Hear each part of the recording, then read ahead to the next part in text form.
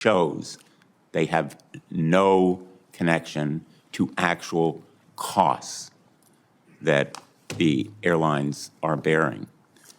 Fee revenue, in fact, is skyrocketing, and these consumers feel it. Passengers now are forced to pay extra for almost everything. If you want to reserve a seat, there's a fee for that. If you want to change or cancel your reservation, there's a fee for that. If you want to travel with a bag, there's a fee for that, too.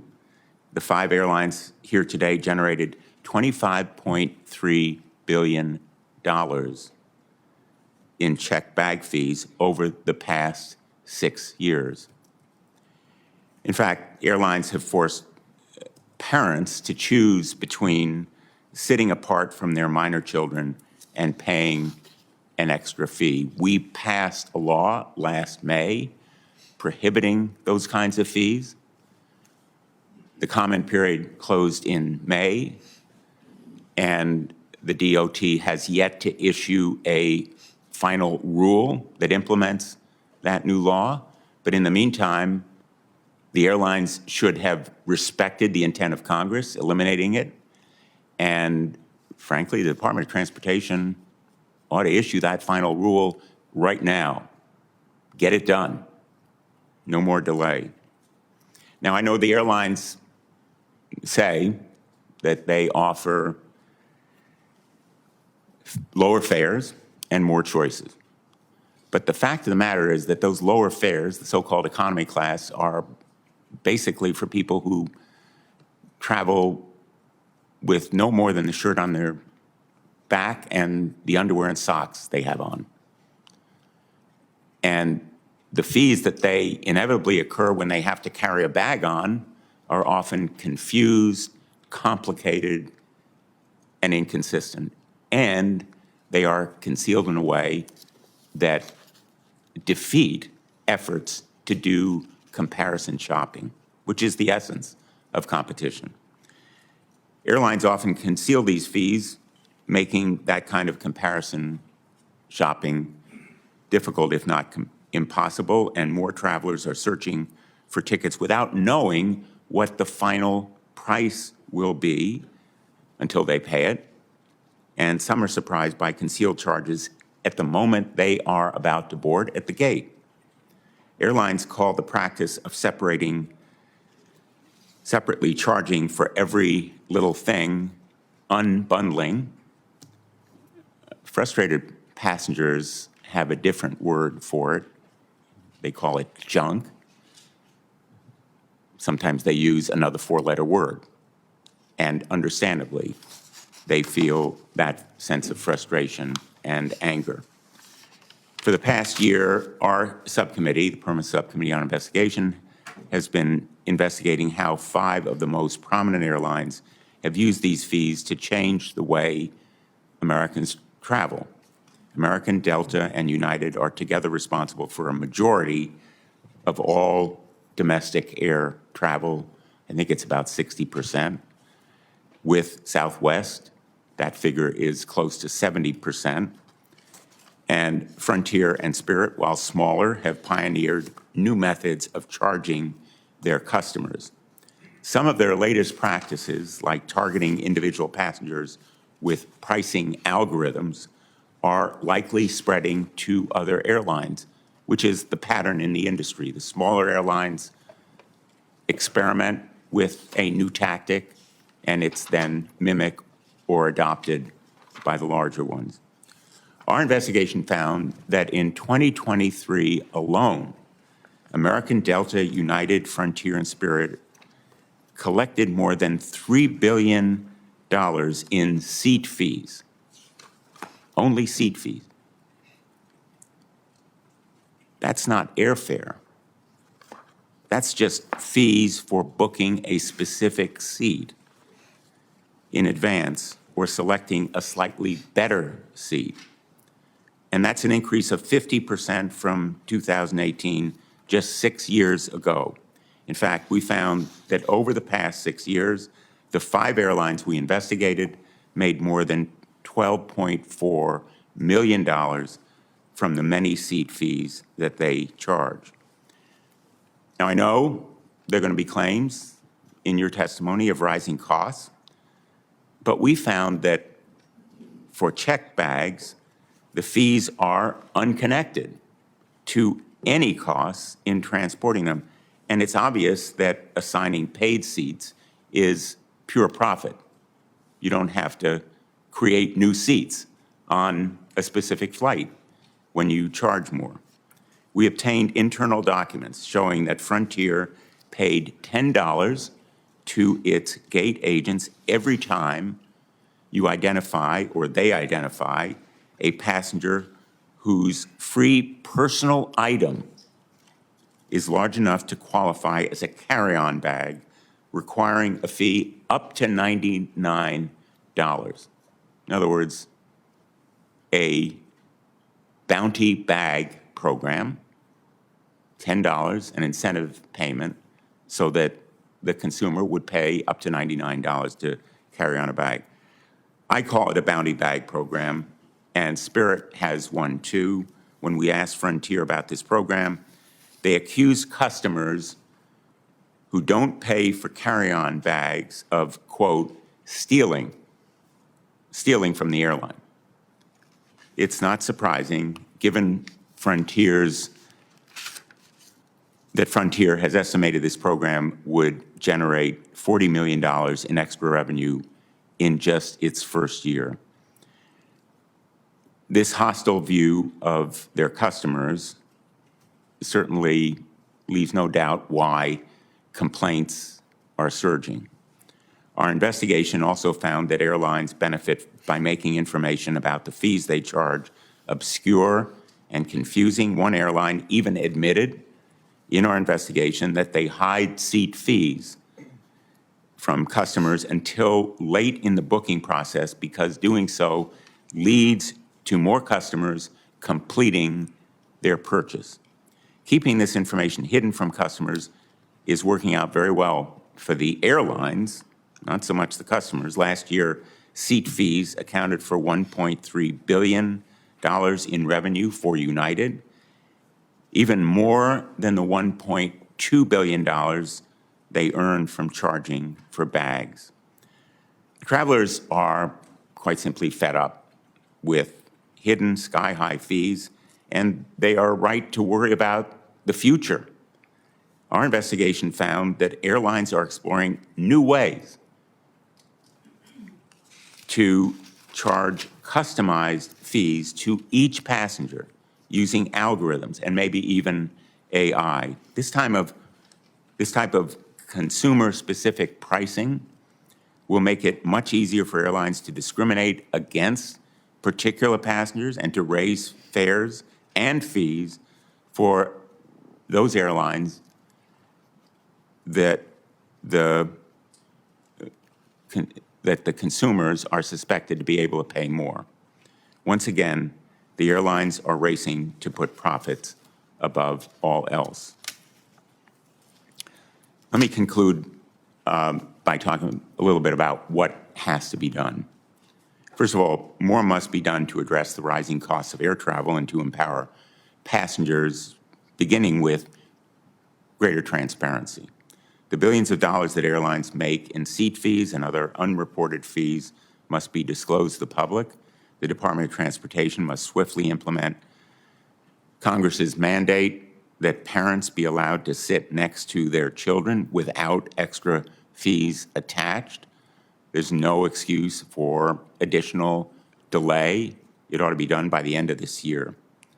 We have to pass legislation including the Airline Passenger Bill of Rights and the Fair Fees Act, which the airline industry has spent millions to lobby against. And on the issue of transparency, I want to know from these witnesses why they are in court blocking a bill that was passed by Congress, a law that we approved that requires greater transparency. The Fifth Circuit United States Court has blocked implementation because of that lawsuit brought by your airline companies. If you're in favor of transparency, why go to court blocking a transparency law? It makes no sense. And I hope that our witnesses will address those efforts and, in fact, commit to lift the lawsuit's injunction. We also have to continue to investigate the deceptive and potentially illegal conduct that our investigation has revealed, and I hope that we'll have a prompt response from the Secretaries of Treasury and Transportation to my requests for investigation. Finally, at the root of the problem is a lack of competition. I've opposed some of these consolidations, the acquisitions and mergers that have occurred. Airlines charge these fees because they can. Consolidation has enabled 4 airlines to control nearly 70% of the market. Major carriers march in lockstep on these fees. And we need a review of whether something has to be done to provide for more competition among airlines in this industry. So thank you to the witnesses for being here today. Frankly, I hope that your responses to our questions will be comprehensive and forthright, because each of your airlines, unfortunately, engaged in some measure of stonewalling our investigation. And I hope that you understand the public deserves answers, and I hope that you will provide them. Thank you, and I'll turn to Senator Marshall. Well, thank you, Chairman Blumenthal. I appreciate you holding this hearing and, once again, your efforts to protect hardworking Americans. I'm going to save my remarks till after I hear the testimony and get on with this hearing. Thank you. I will now introduce the witnesses and swear them in.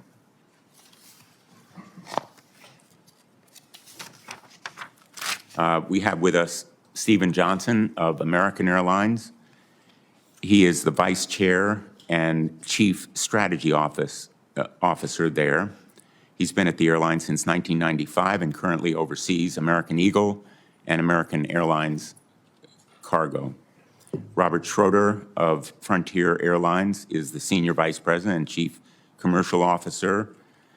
He is responsible for Frontier's commercial teams, including pricing and revenue management and network planning and marketing. Peter Carter of Delta Airlines is the Chief External Affairs Officer. He oversees international, legal, regulatory, governmental affairs, and he's served as Delta's Chief Legal Officer since 2015. Matthew Klein of Spirit Airlines is the Executive Vice President and Chief Commercial Officer. He oversees the airline's marketing, pricing, and revenue management network, planning and scheduling, and commercial and operational analytics. Andrew Nocella of United Airlines is the Executive Vice President and Chief Commercial Officer. Among his responsibilities, he oversees commercial strategies, product design, revenue management, and Mileage Plus. It is our custom, as you no doubt know, to swear in the witnesses before their testimony. I'd ask you, please rise and raise your right hand. Do you swear that the testimony you're about to give is the truth, the whole truth, and nothing but the truth, so help you God? I do. Thank you. I'll ask the witnesses now to give their testimony, hopefully within approximately a 5-minute limit. Thank you. Mr. Johnson. Thank you, Mr. Chairman. Chairman Blumenthal, Ranking Member Marshall, members of the subcommittee, thank you for the opportunity to testify. My name is Stephen Johnson, and I'm the Vice Chair and Chief Strategy Officer at American Airlines. I'm pleased to be here today at the request of the subcommittee, and I will answer your questions to the best of my ability. This hearing occurs at a very important time in the airline industry, when we are more focused than ever on gaining the long-term loyalty of our customers. And it has never been more affordable to fly. Over time, overall airfares have gone down, both in inflation-adjusted terms and, since the pandemic, in nominal terms. It's especially noteworthy that flying has become more affordable because that is in stark contrast to the higher prices consumers have been paying on so many other goods and services over the last few years. Also, the airline industry is competing on customer experience in a way that we never have before. Indeed, and the chairman mentioned this, we're proud of the service that American and the industry provided over Thanksgiving, and we look forward to providing our customers with the same level of excellence over the winter holidays and into the new year.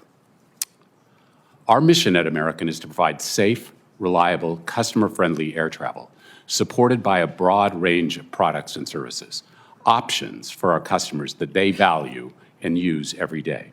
Our ultimate goal is to serve our customers, every one of them, and our business benefits when our customers feel valued, informed, and supported. To that end, American Airlines flies to 350 destinations around the world. That includes 228 airports in the United States, almost half of which are in small communities. Last year, we served 211 million passengers. So it's no surprise that not every passenger wants exactly the same thing.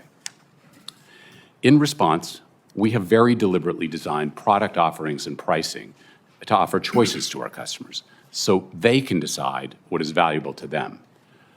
For our most price-sensitive customers, we offer low fares, very low fares, fares that offer air travel at the lowest possible cost.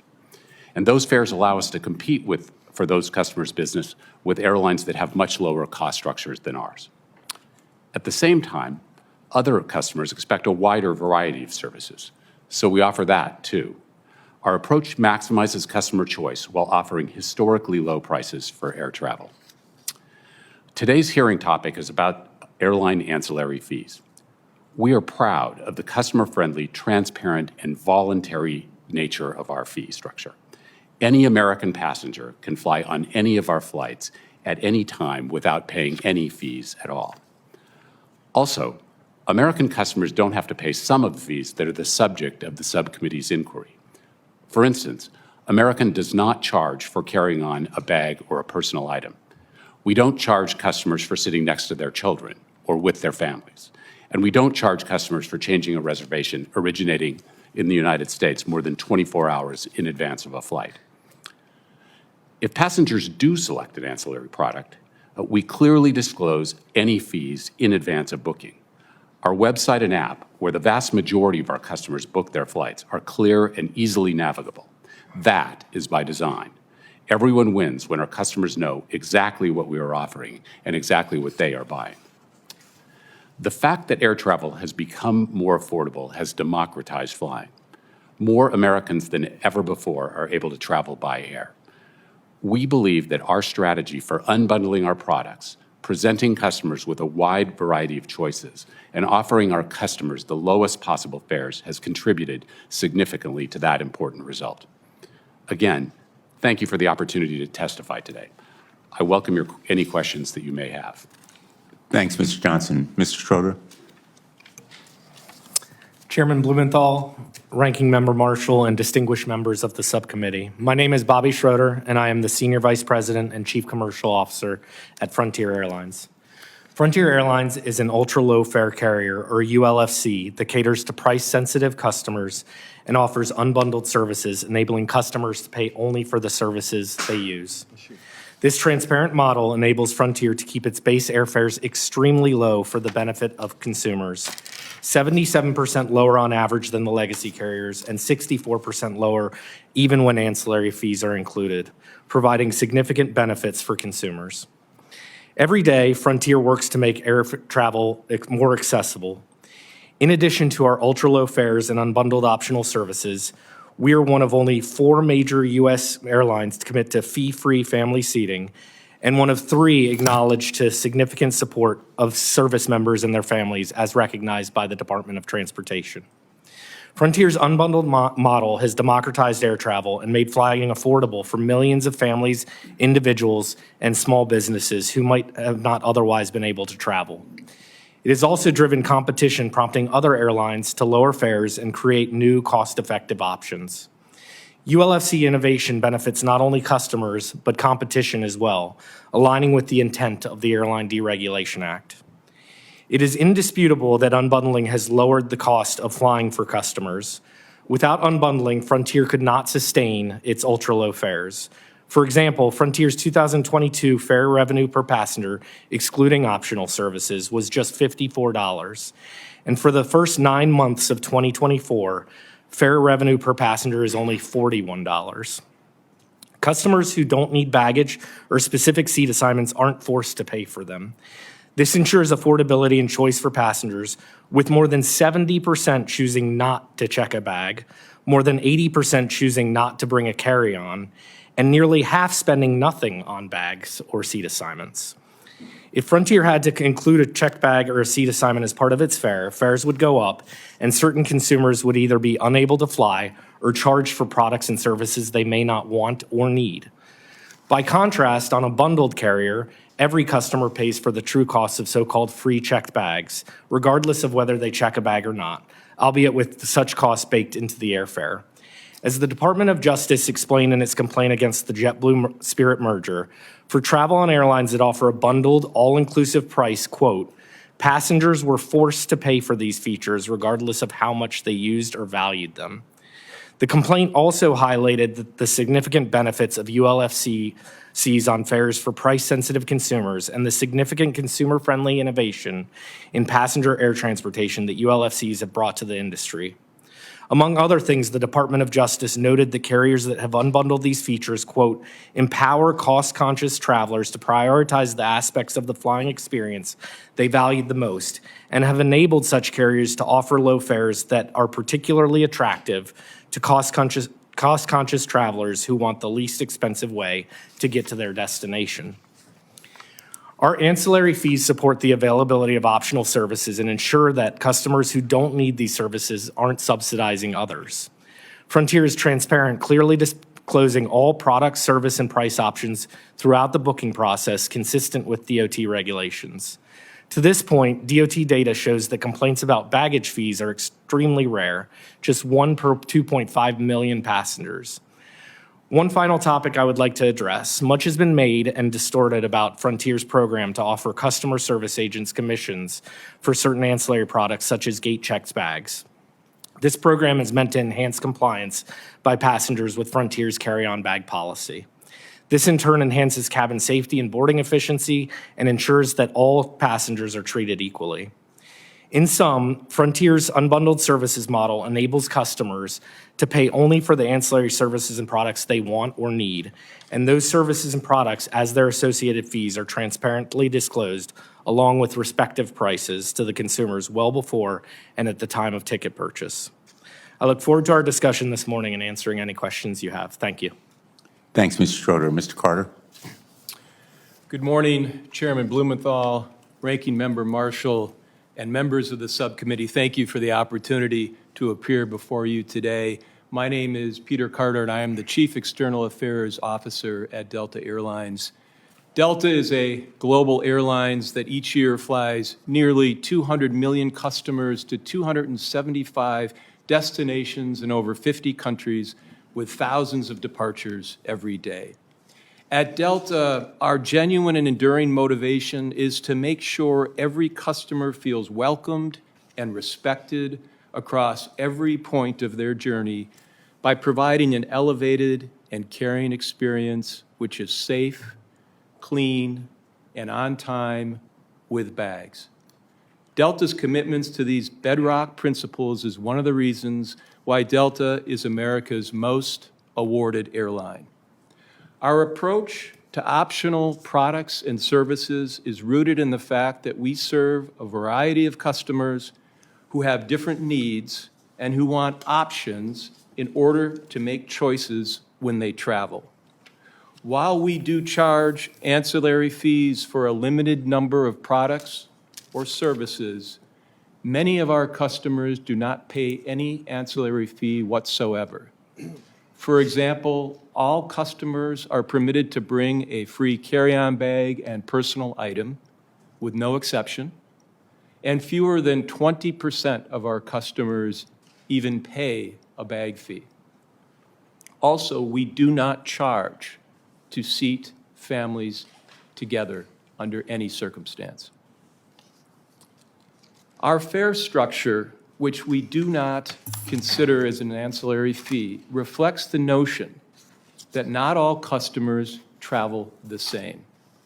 Our goal remains to provide options and value for every customer, from the student traveling with only a backpack to the family vacationing to Europe for a honeymoon celebration, to the corporate executive.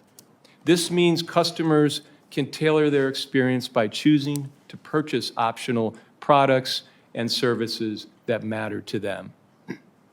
Our commitment to choice is the reason why Delta offers a wide suite of products and services. We believe that allowing customers to choose those services that meet their individual needs provides them an opportunity to forego those services that they do not seek. We have especially focused on premium products because after COVID, there is a growing demand for these products from customers who want more out of their travel experience. We also take our commitment to transparency seriously. We aim to make the booking process seamless and transparent by disclosing key information at various points throughout the booking process and before purchase. There are no hidden fees when you purchase a ticket from Delta Airlines. As a company operating in a competitive market, our ability to compete hinges on the ability to design and execute a business model consistent with market demands. Like other airlines, our costs have risen dramatically over the last several years. For example, Delta has been committed to investing in its people. As a result, our labor costs have naturally increased. This year alone, we made an investment of $500 million in our people in the form of a pay increase. In the last 15 years, Delta frontline employees have received 12 base pay increases, totaling an 85% increase in base pay, which is more than double the rate of inflation. We also paid out $1.4 billion of our 2023 profits as part of our industry-leading profit-sharing program. As costs rise, the cost of providing optional products and services has also increased. Over the years, Delta has continued to innovate and invest in the customer experience across all fare classes. We have led the industry with fast and free Wi-Fi access, which underscores our dedication to the in-flight experience for all our customers. We know our customers value connection and flexibility to spend their time in a way that suits them, and we're proud to offer industry-leading experiences no matter their choice of fare product. Delta is in the customer service business, not the ancillary fee business. Ancillary fee practices that erode the trust and loyalty of our customers are not in our best interests. Thank you, Senator Blumenthal, and I look forward to answering your questions. Thanks, Mr. Carter. Mr. Klein? Mr. Chairman, Ranking Member Marshall, and members of the subcommittee, thank you for the opportunity to appear today. My name is Matt Klein, and I am the Executive Vice President and Chief Commercial Officer for Spirit Airlines. I've been at Spirit for over 8 years and have worked in the airline and travel industry for nearly 30 years. Spirit has been a pioneer in democratizing air travel by providing travelers the most transparent and customer choice-centered experience at the most effective cost. There is no standard way to travel, and as we see with our own guests, these decisions are varied and very personal ones. Some guests want to check a bag. Others want Wi-Fi, premium snacks, or the option to select their seat. A large percentage of our guests want something simpler, basic travel and a personal item at the lowest possible price. Our model ensures that customers only pay for the services they want, not what others want. Optional services, by definition, are not so-called junk fees, as optional services are not required to travel. Indeed, unlike many other industries, airlines already must advertise the complete price, including taxes and fees, of any fare or optional service. What travelers see advertised is what they pay. To be clear, Spirit does not engage in so-called drip pricing. Spirit does not set any price based on an individual's personally identifiable information, and Spirit's goal has always been providing our guests the greatest level of self-customization. Prior to the Airline Deregulation Act of 1978, airfares typically included 1 or 2 checked bags and perhaps a carry-on bag if room permitted, whether the passenger wanted them or not. Flying was very expensive, and few people could take advantage of it. The Airline Deregulation Act permitted Spirit to offer passengers the opportunity to fly for a lot less money by separately purchasing only what the passenger wanted for a trip. Spirit originally called these low fares bear fares, and the public loved them. Today, virtually everyone who flies knows how to book a ticket online, either directly or on an airline website app or through an online travel agent. The general public absolutely knows they have choices in terms of what service options are available to them. Spirit can confidently say that the American public is smart. In some months, Spirit can have over 40% of its guests travel without a checked bag, carry-on bag, or pre-selected seat. The concept of the unbundled base fare quickly became so popular that all 3 legacy airlines implemented a basic economy product which mirrors Spirit's basic Go travel option. As referenced in the majority report, Delta was the first to introduce these fares in 2012, specifically on routes operated by Spirit. If the subcommittee wants to investigate industry issues that directly affect what customers pay, here are 3 suggestions. Review hub and slot dominance. Review legacy pricing dominance. Review legacy dominant loyalty and bank co-branded credit card programs. Those areas are by far the most impactful to consumers. By maintaining dominant positions in these 3 areas, legacy carriers can squeeze pricing that would otherwise be unsustainable against low-fare airlines. International and business travel fares also help subsidize temporary low prices that legacy carriers use to compete against low-cost competition. I am pleased that the subcommittee report correctly delves into how legacy carriers generate billions of dollars from loyalty programs and use these programs to capture customers who pay higher fares. If carriers like Spirit cannot thrive and grow, then airfares, with or without optional ancillary services, will significantly increase for all travelers. Thank you very much, and I look forward to your questions. Thanks, Mr. Klein. Mr. Nocella. Good morning, Chairman Blumenthal, Ranking Member Marshall, and the members of the subcommittee. My name is Andrew Nocella, and I'm the Chief Commercial Officer at United Airlines. I appreciate the opportunity to be here today. To begin with, I'd like to take a moment to thank the over 140 million customers who travel to nearly 350 destinations on United each year. I'd also like to recognize our more than 100,000 employees, including 80,000 plus union members who work hard every day to ensure our customers reach their destinations safely. At United, we're proud to connect people and unite the world. Providing customers with choices has been a driving factor as we design new products that meet the range of travel needs and budgets. Our customers who prioritize affordability have the option to choose a lower fare product and in doing so, opt out of paying for additional services they do not need nor want. But we also have customers who seek more services, and they retain the ability to choose the service they value for an incremental fee, like a seat with extra legroom or checked bags. There's a strong customer demand for a diverse array of bookings and service options. In our view, a one-size-fits-all travel model would deny lower-cost options to our customers. For example, our basic economy product is designed to promote affordability by allowing customers to select the lowest airfare and opt out of paying for services they don't intend to use. Consider a student on a limited budget who travels from Chicago to Boston or to visit her parents for the weekend.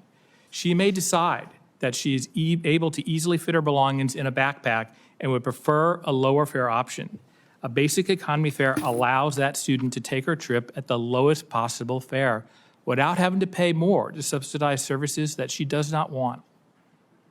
Fees for services like checked baggage or seating should never be a surprise, and no matter what air travel options a customer select, United provides them with transparent, readily accessible pricing information and product descriptions. That information is available at several points during the ticket and booking process, is accessible to all customers through United's website and mobile app, and is provided directly to all third-party sites and travel agencies who book customers on United flights.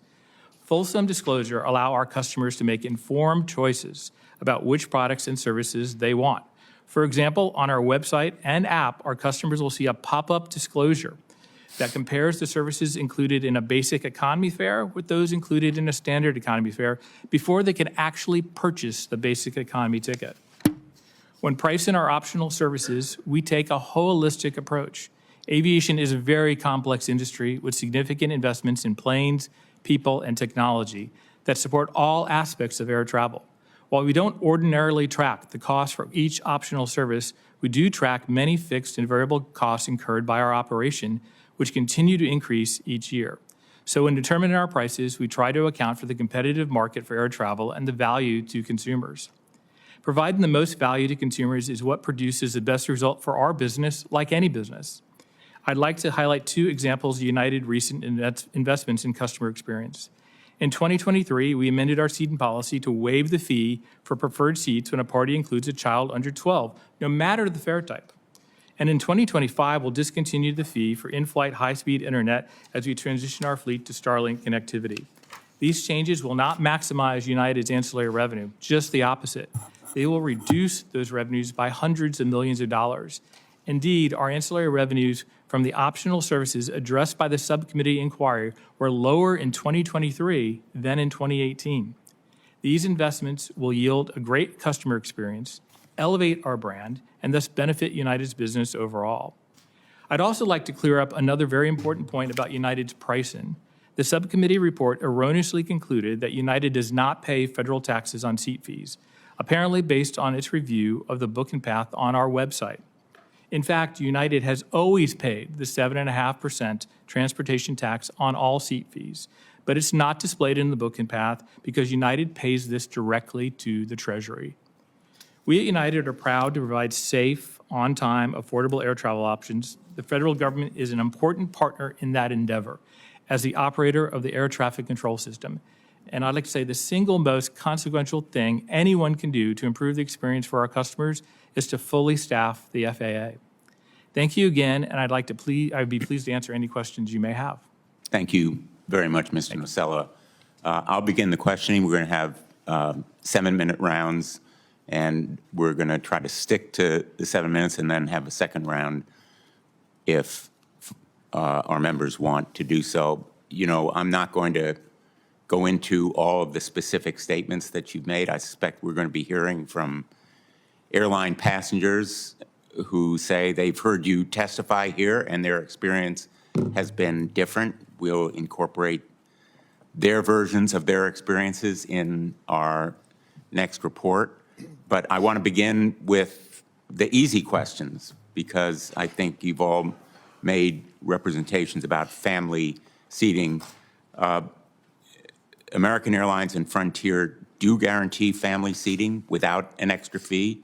Mr. Carter, you just said that Delta charges no fee for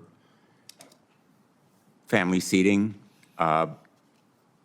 My understanding is that your website says only if you can't obtain seats together, quote, contact reservations, which then says they will strive to put families together, but not necessarily on the flight that they want. Is that correct? Senator, I appreciate the question. We do everything in our power to seat families together. I think I'm not familiar with the precise language that you're referring to, but I think one of the things that can happen when you're operating an airline and does, if you have a weather event or some other kind of irregular operation that results in a change of an aircraft, you may be in a situation where it's impossible to seat a family together. Well, let me ask you. We do everything we can to seat Because time families. is limited, and I apologize for interrupting, does your standard or practice in any way differ from the rule that is hopefully going to be issued by the Department of Transportation? I don't imminently? believe it. I don't believe it does, Senator. Mr. Johnson, let me ask you the same question. Does your practice differ in any way from the rule or standard that will be set? Because my understanding is that you don't necessarily guarantee the same flight for families wanting to sit together. I have not compared our practice to the legislation. However, I know that we have a practice of, in virtually every case, allowing families to sit together without an extra charge. I would appreciate your providing a written follow-up. Let me ask all of you, we've had a lot of commitments this morning to transparency, but you're all in court seeking to block the Department of Transportation's rule in the Enhancing Transparency of Airlines Ancillary Service Fees Act. I apologize for the cumbersome title to the bill, but basically it is pretty simple. It requires airlines to disclose certain important fees like carry-on bags and baggage checks and changing or canceling reservation whenever you show customers price and schedule information. Mr. Carter, you're the chief legal officer at Delta. Will you commit to drop that lawsuit? Senator, I'm not prepared to make that commitment here today. Why not? The DOT is an important partner, and I will tell you that many of the things in that rule we already do at Delta, but I would also say that the rule is overly prescriptive. So it's not so much the spirit of transparency, which we embrace and we execute, but it's more the detail of how it is it's that they prescriptive want us because to. it tells you what to do. It tells you that you must disclose. That's prescriptive. We do disclose, Won't you Senator. allow it to take effect? We do disclose it, Senator, and I can tell you that I'm not prepared to make that commitment here today. Are any of your airlines willing to make the commitment that you'll drop efforts to block a simple, straightforward disclosure requirement that's now in the Fifth Circuit Court of Appeals because you have sought an injunction successfully? Mr. Johnson, will American Airlines drop this unfounded legal effort? No, Senator, we won't. Will Frontier drop your effort, Mr. Schroeder? I'm not prepared to make that commitment either. Mr. Klein? We're not going to make that commitment. Mr. Nocella? We're also not willing to make that I commitment think today. that this very simple testimony speaks volumes. Let me go on to ask Spirit and Frontier about the Bounty Bag program. Mr. Schroeder, isn't it true that Frontier estimated in 2022 that it would earn about $40 million that year in additional fees because you were paying gate attendants $10 per bag if they found that a fee would be charged? First, I wouldn't characterize it as a bounty program. That's not what it is. And the $40 million that was in a document you're referring to, this program isn't about revenue. This program is about creating a fair and equitable setup for our customers. We are in the business of attracting customers back, and being treated fairly and everybody fairly and equitably is part of doing that, and that's what this program is about. Well, it treats everyone fairly in the eyes of the gate attendant or agent who is paid when an additional fee is charged. that seems like a bounty. I'll call it an incentive payment as well. But one way or the other, travelers pay more because it's a reward system for charging them more.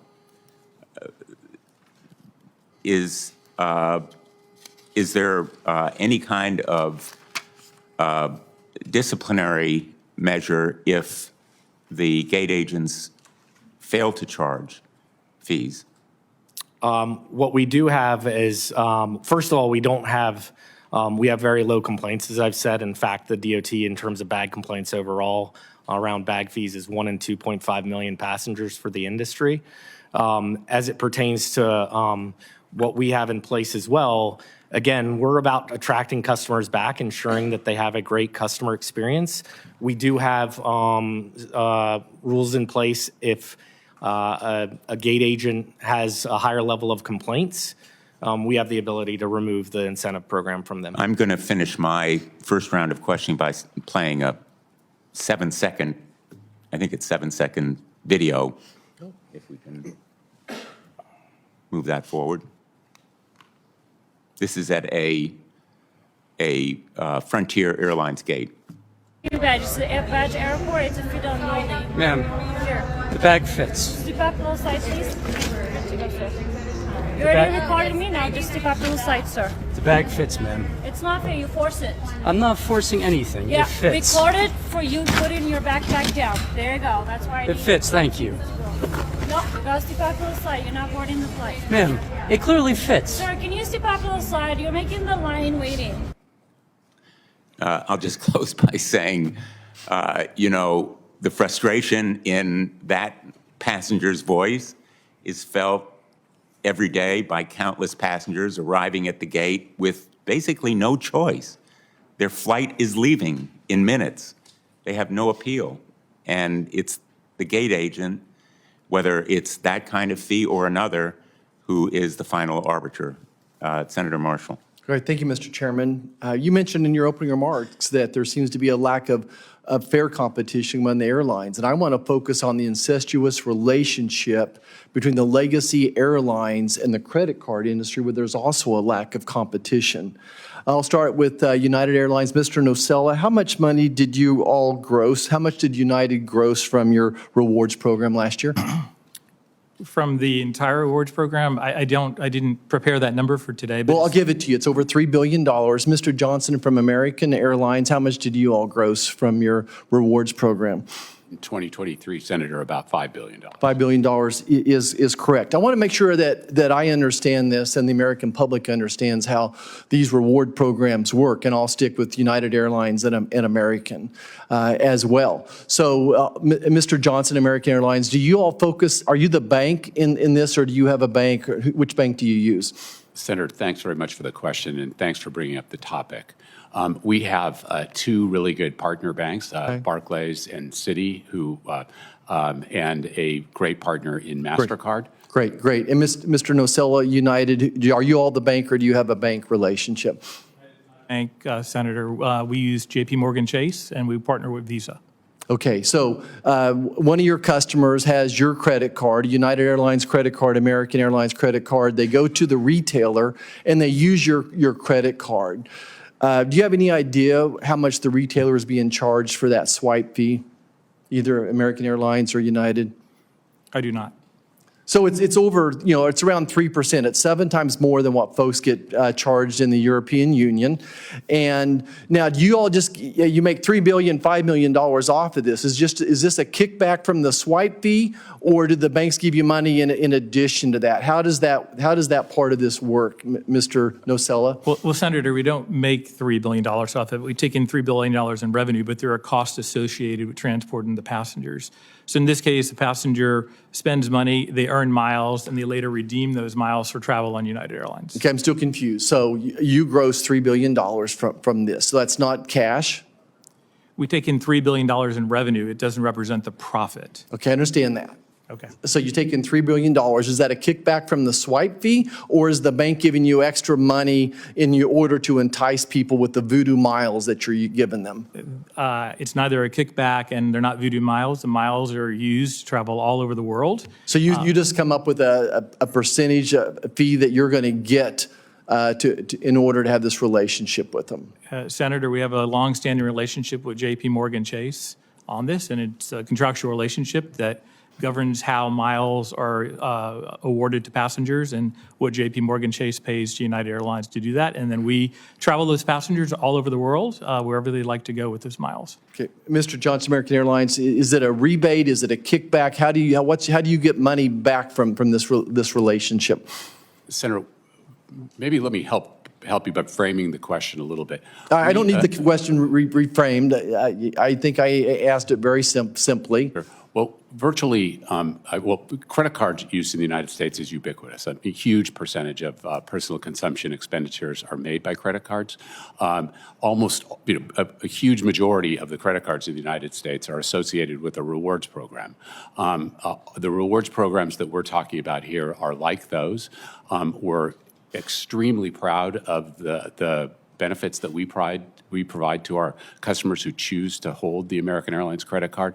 They are very excited about and find great value in those benefits. But I just have to stop and interrupt you so you're not going to answer my question. But what I hear from customers is that there's a constant change, and they were promised one thing on this rewards, and they're being given another, that there's a constant change going on with your rewards program, and no one can seem to understand it. Mr. Klein, I want to come to you. You kind of opened this door from Spirit Airlines.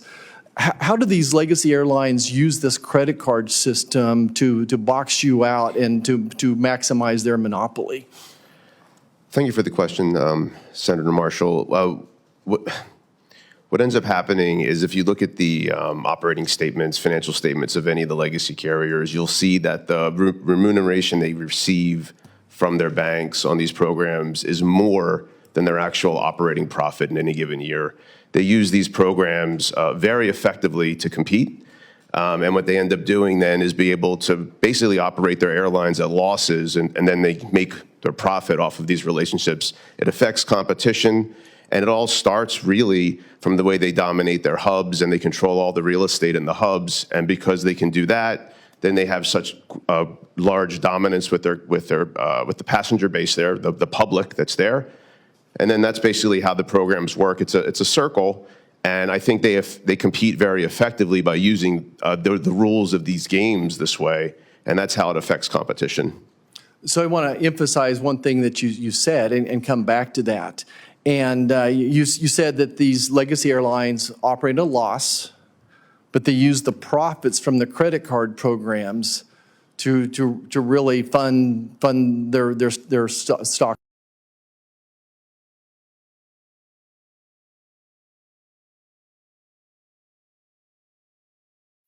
Profit is $5.6 billion, and also proudly announced how they receive over $7 billion from American Express in the same presentation. So I'm not faulting them for doing it, by the way. They're just playing by the rules of the game that are out there today, but they're very effective at doing it. Right. I want to emphasize that Americans spend about $300 billion annually on these swipe fees. That amounts to over $2,000 per American family. As well. I'm going to start with Mr. Johnston with American Airlines. Your industry is working with the credit card industry to run attack ads on our credit card competition bill, attacking Senator Durbin's My Credit Card Competition Bill. Do you have any idea how much money American Airlines has contributed to that marketing game? I don't, Senator, but I'd be happy to get back to you with that Okay. number. Mr. Nocella, you've also been a big contributor to that attack ad on this legislation. Any idea how much you all are spending on that? I'm not aware. I'm going to tell you all that your industry, working with the credit card industry, spent $80 million. $80 million, way more than a United States Senate campaign cost in Kansas, attacking us on this. Legislation that all it does is increase competition. It's good for consumers. And yeah, I'm just saying that we're over the target here, Mr. Chairman. I think we're absolutely over the target here, that we need more competition, both in the airline industry. I think that the credit card scheme is a big part of this. And I hope that we kind of open up the doors to that part of your investigation as well. And with that, I yield back. Thank you. Thanks very much, Senator Marshall. Senator Hassan. Well, thank you very much, Mr. Chairman, and I want to thank you and the ranking member and Senator Marshall in his stead for this hearing. And thanks to all of you for coming today to have this hearing. I want to follow up on a line of questioning that Senator Blumenthal started concerning fee-free family seating. Obviously, this upcoming holiday season, millions of Americans are going to travel across the country and around the world on your airlines. Some airlines do, in fact, guarantee that children can sit next to their parent at no additional cost as long as their tickets are booked on the same reservation. And according to the Department of Transportation's tracker, both American Airlines and Frontier Airlines meet their standard for what that guarantee should mean.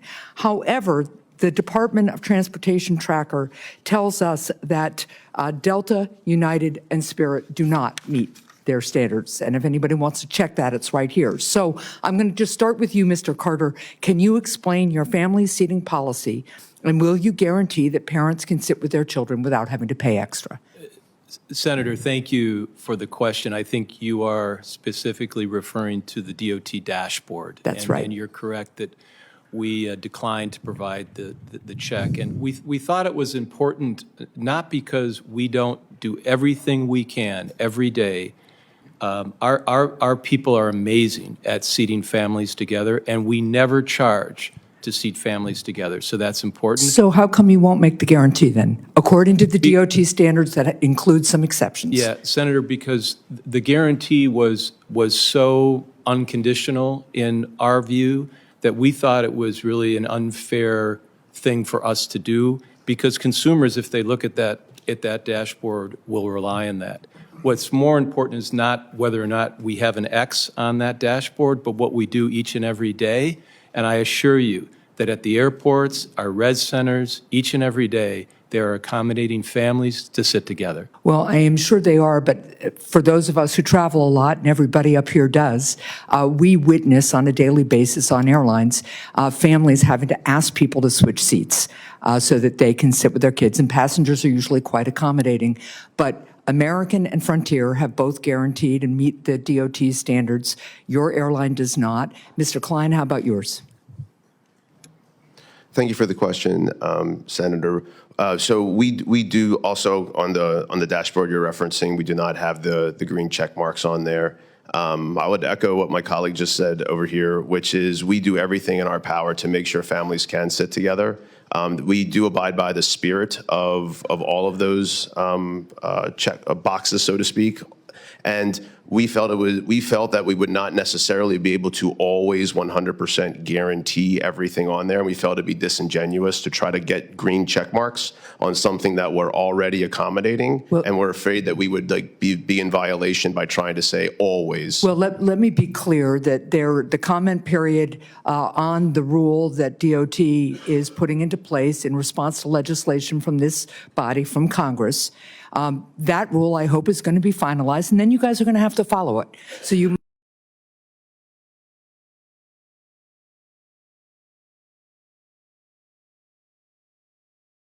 would like to be able to rely on. Trust me when I say that when you are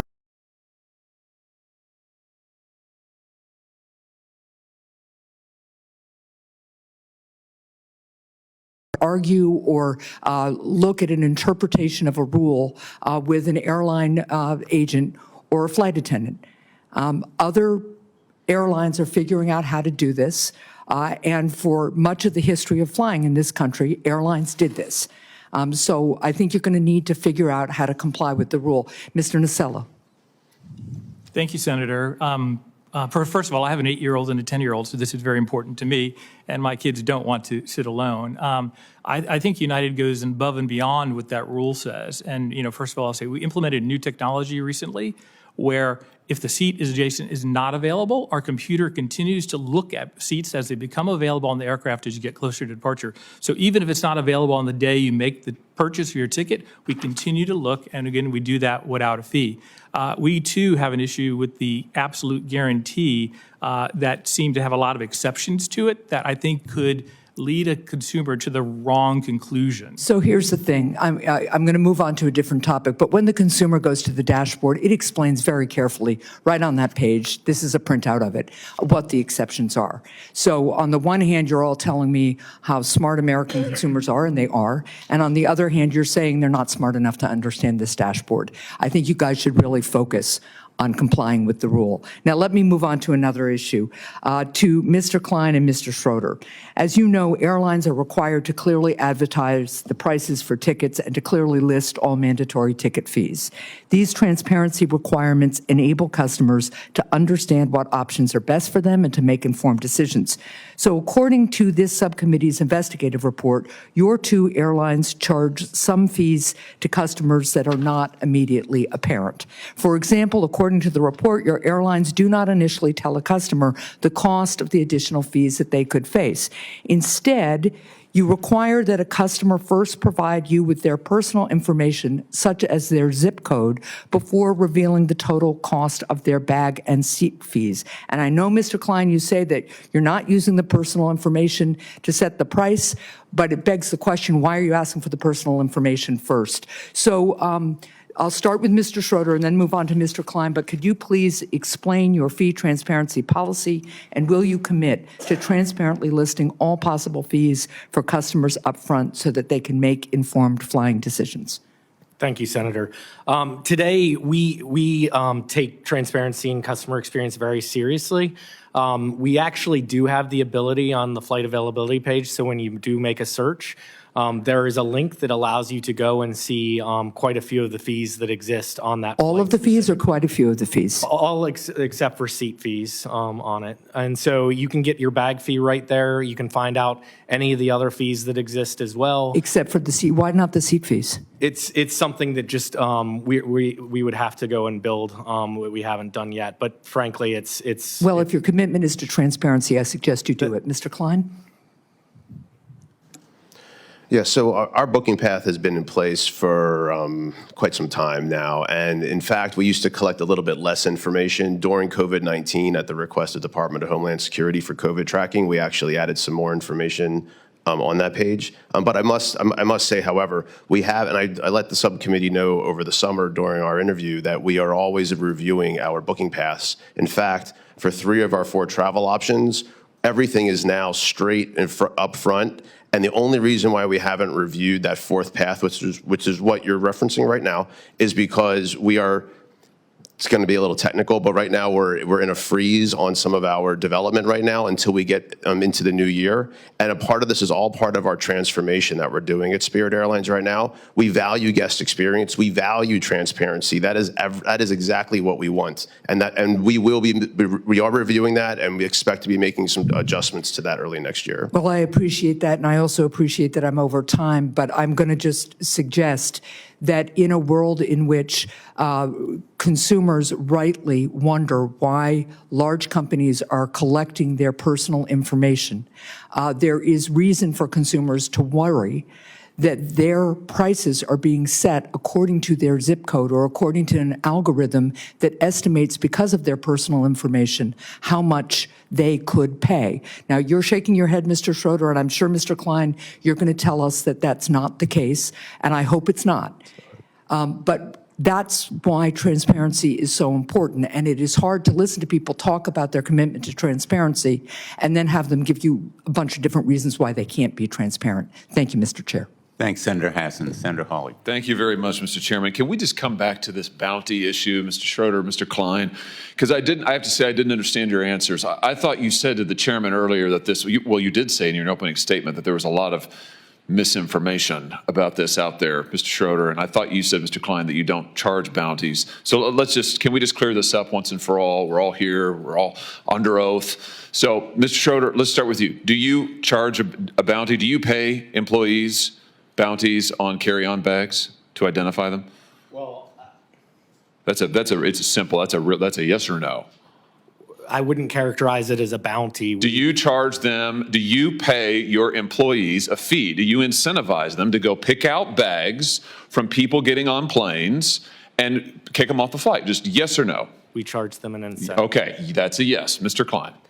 We do not, Senator Hawley. You don't pay your employees to do that? We have previously, sir, but we actually suspended that on September 30th of this year. And now in order to be able to treat all of our guests fairly and equitably, we've actually just put more staff and supervisors out at the gate area, and they're the ones that are still making sure that everyone's treated fairly and equitably, which is the point behind these kinds of programs, but we have removed that program as of September 30th. Oh, interesting. So let's come back to you, though, Mr. Schroeder. So how much have you paid your gate agents to enforce your carry-on bag policy, to pick people out of the line like the chairman's video showed? I mean, you guys do appreciate that flying on your airlines is a disaster, don't you? I'm slightly amazed by the general attitude of all of you here. Flying on your airlines is horrible. It's a terrible experience. I mean, I say this as a father of 3 young children, but I can't tell you, nobody enjoys flying on your airlines. It's a disaster. You charge people fees that they know nothing about. You harass them to death. I'll never forget, Mr. Johnson, during COVID when an attendant on your airline threatened my wife because our then 5-year-old son, his mask had slipped. This is back when we all had to wear those ridiculous masks. His mask had slipped below his nose. This flight attendant came up to my wife and said if she didn't keep that mask over his nose at all points on this 4-hour flight, she would personally see that my wife was banned from flying. This has happened over and over to families. It's terrible. It's absolutely terrible. And your attitude here today seems to be, well, devil may care. There's nothing we can do about it. Well, I think we are going to do something about it. So how much have you paid people to pull out customers who are in line with a bag that's 2 centimeters too big, Mr. Schroeder? Well, we recognize this is a hard job, and so therefore we incentivize them to do that. How much? It's $10 per bag. Wow. $10 per bag. And I think, Mr. Klein, you and Mr. Schroeder, your airlines cumulatively have spent $26 million paying gate agents between 2022 and 2023 to catch passengers whose bags are a little bit too big. $26 million. I mean, if people want to know why it's such a terrible experience to fly, this is news for them today. Your airlines are paying millions of dollars to your employees to harass people who've already paid. They're there in line because they've already paid. It's unbelievable. By the way, let me just ask you this while I have you here.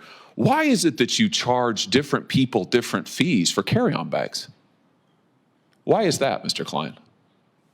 Why isn't it just a flat fee? Why is it that I might get charged one fee, but my wife might get charged a different fee? Why is that? So overall, our job is to generate the most revenue we can so we can be profitable as an airline. If we're not profitable well, actually we have costs, and there's costs out there, and we have to make sure that we're above the cost line in order to make sure that we can run a profitable entity. Yeah, I got it. No, I got it. I got it. And money's the answer. So last year, your carry-on bag fees ranged between $15 and $99. That's extraordinary. One person might pay 15, somebody else might pay 99. How do you determine it? Is it based on personal characteristics? You charge women more? It's never based on personal characteristics. You charge minors more? We do not, sir. What, just people who are suckers? I mean, how do you do it?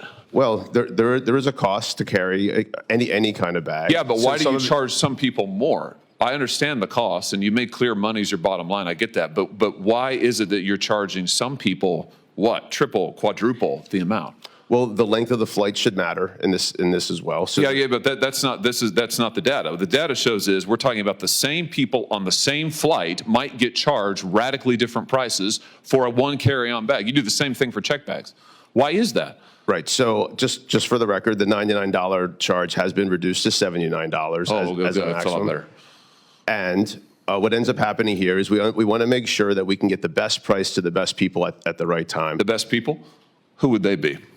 Sorry, let me rephrase. The right price. Are those the people who, what? I mean, no, explain it to me. I'm interested. Who are the best people? Well, that was the misstatement, sir. What we're trying to do is get the right price at the right time. And what that also means is making sure that if someone's on a flight that's now filling up, and we have a lot of, as we talked about, unbundled pricing. And they get screwed? So like if you have the misfortune of having to book your flight at the end because maybe something's been canceled, then you're going to get screwed? Is that what you're telling me? You're not one of the best people. Are you referencing just fares I'm just responding to your testimony. I'm listening to you, and you just said as a flight's filling up, you're going to get charged more. Not always. Sometimes you'll get charged less. Exactly. Right. Sometimes, right. But you'll never know, right? That's the beauty of it. It's like Russian roulette. Flying on the airline is, I would disagree, you have no sir. idea in the world. I would disagree. Wait, no, you just said it. It's very transparent. We'll have it. sir. Listen, there'll be a It's transcript very generated, and transparent. I'll send it to you with a bow on it. You can read your own testimony just now. You have no idea what the fee is going to be ever. Mr. Schroeder, what about you? Your airline charges, sometimes it's $0 for a bag checked. Sometimes it's $99 for a bag checked. On a first, sorry, that's carry-on. Carry-on. For checked bag, it could go from $0 to $138. Who knows what it's going to be? Why do you vary it so much? Is that fair to the consumer? So it depends again on routes, and so there's just demand around that. No, that's not true. We're talking about people on the same flights.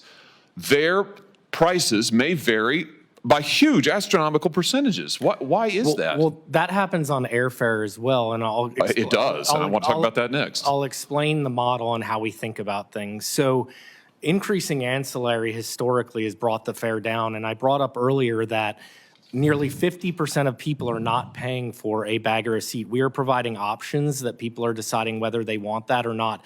That is increasing the ability for people to travel listen, and travel at all. my time is limited, and I know the chairman, Senator House, want to ask more questions. I just want to point out to you that you are charging people for the same thing, one checked bag or one carry-on bag on the same flight. People are paying wildly different prices for it. They have no idea what it's going to be. I think people will be amazed to learn today that if they fly on your airline or yours, Mr. Klein, heck, the guy next to him may be paying $15 for the carry-on bag, and they may be paying $80. Last thing, Mr. Chairman, I know you're indulging me. I'll be really quick on this, but Mr. Schroeder, you just mentioned that you also use this so-called dynamic pricing for seats, for seat fees. Why do you make people enter in their age and their geographic location and their gender before they can even see the cost of a seat? Why is that? That's been in place since 2014. Yeah, but why? It's because you're using those personal characteristics to generate the fees? No, absolutely. To generate the prices? Well, then why else do you require it? Mr. Klein, you do the same thing. Why is the gender relevant to what the seat is? This is all information that's needed in order to complete the transaction. No, it's not. Delta doesn't do it. United doesn't do it. You don't need somebody's gender in order to do it. You use it clearly. You're using it to generate the prices, right? We do not, sir. It's not based on personal characteristics? Not at all. You don't use algorithms to set the price of seats? That's a different question. So you do use an algorithm and you do make them enter all their personal information? What's your definition of algorithm, sir?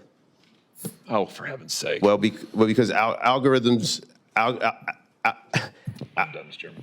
are ways for people to be able to come up with calculations, which is a faster way. It's more efficient than a human being doing the same exact work. So, I'm trying to answer your question, sir, in all sincerity, and I don't know how else to answer it. Thanks, Senator Hawley. We'll begin a second round of questioning, but before we do, I have to say, I hope your takeaway when you go back to your CEOs is that there is bipartisan frustration and even fury about the current practices. They simply won't fly anymore. Forgive the pun.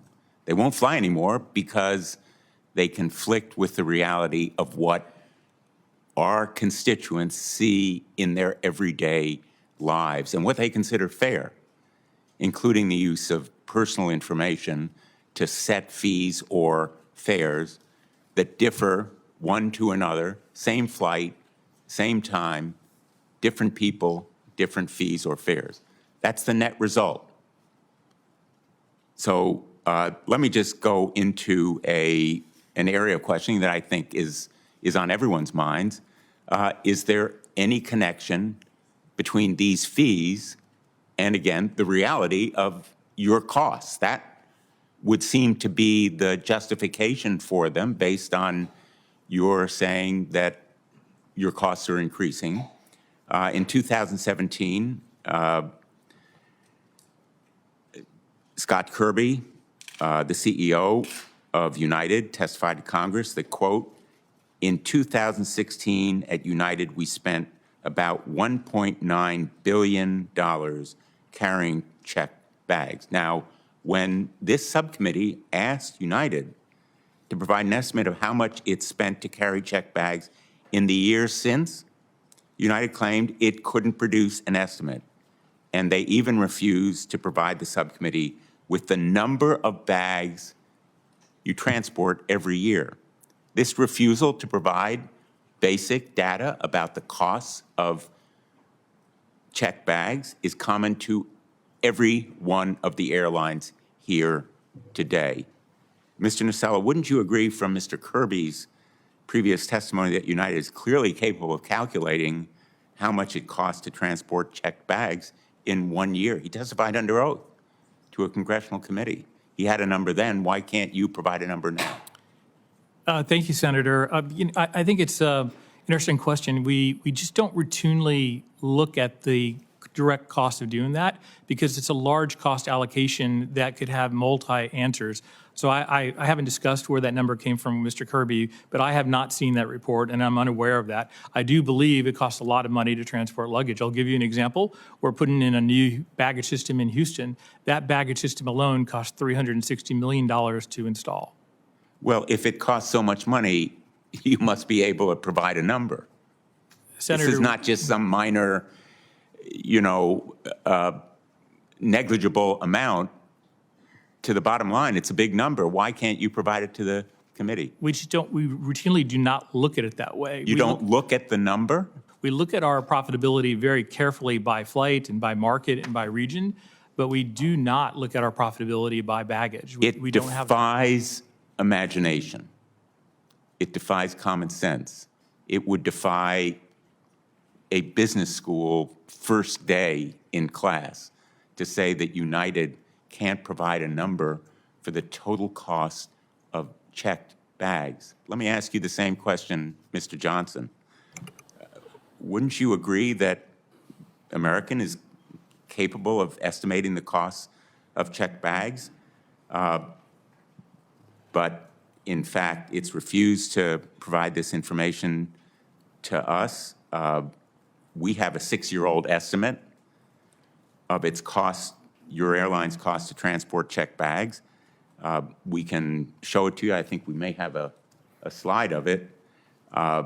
It says that Americans spent about $28 to move each checked bags, and that the cost has risen about 16% since 2016. This is an American Airlines cost estimate, and yet your airline refused to provide this data to us for the most recent year. Senator, we've not provided it to you because we haven't calculated it. It's not a critical calculation for us to do. You provided this document to us. It's an example. It's simply an example of what you do, and understandably, it's good business practice to know how much you're spending on checked bags. We've heard it's in the hundreds of millions of dollars potentially to other big airlines. You must keep track of it as well.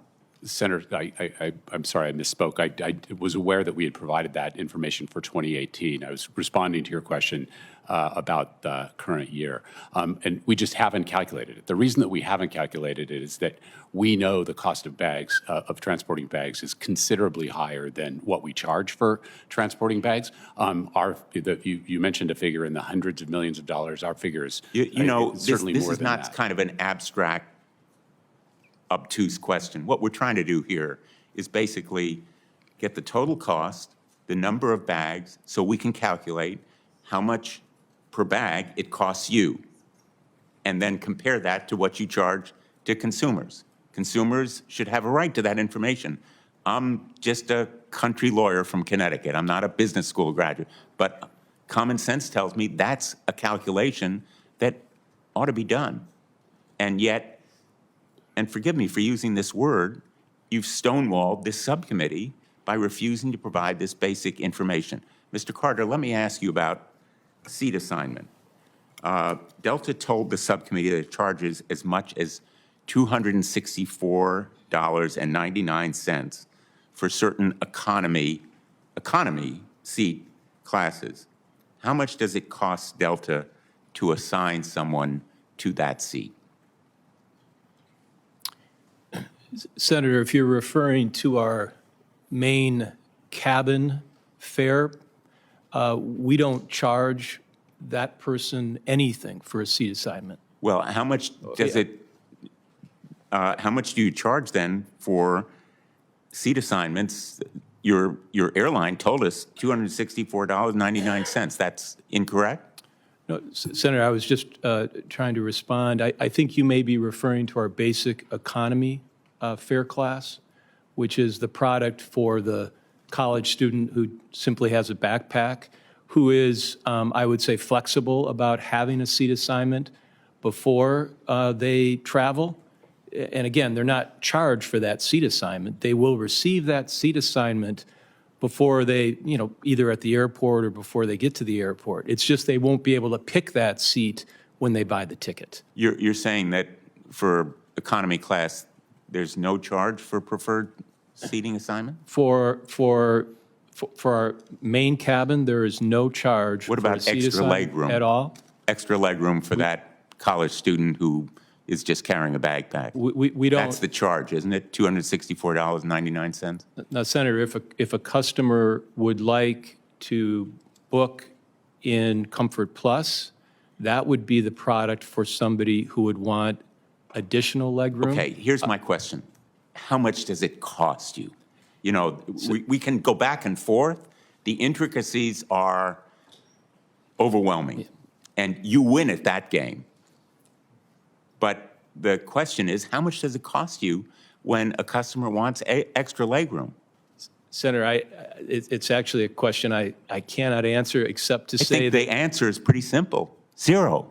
well, that would not be the case. I mean, Well, that is the case, except maybe the charge for the information technology, which is spread across a zillion different transactions, and it's close to zero. Maybe it's not zero exactly, but to reassign someone to a different seat, cost is zero.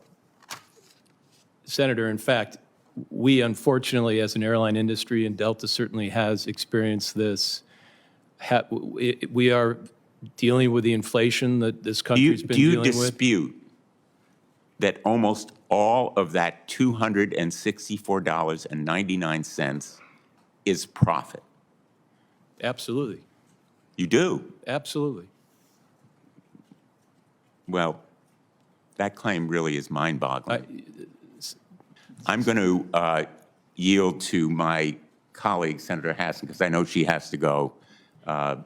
So I'm not done with my second or third round, but I'll yield to her. I appreciate that, Mr. Chair. And look, I just want to start by following up on what Senator Blumenthal was just really trying, I think, to get at. You all run airlines. You have a unique product. It's an airplane that can fly us to where we want to go, we hope, as the most efficient form of travel for relatively long distances.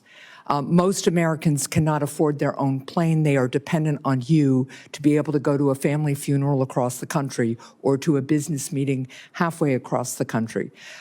When they are planning their trip, they want to be able to look up a fee.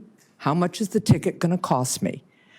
If I need to check a bag, how much will that cost? I need to know that on Monday for my Thursday flight so I can decide whether to pack a bag to check or whether to ship a bag ahead of time, which is sometimes less costly in this market. We want to know what it is going to cost. And what the dialogue that you just engaged in with the chair reflects to me is we're all captives on your airplanes at a certain point.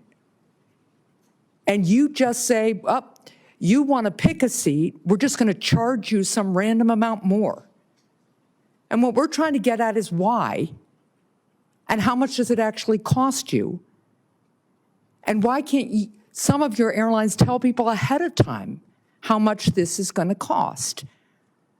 The basic premise of consumer choice is that we get to price different products from competitors, make a comparison, put in our needs, and figure out what the best deal is.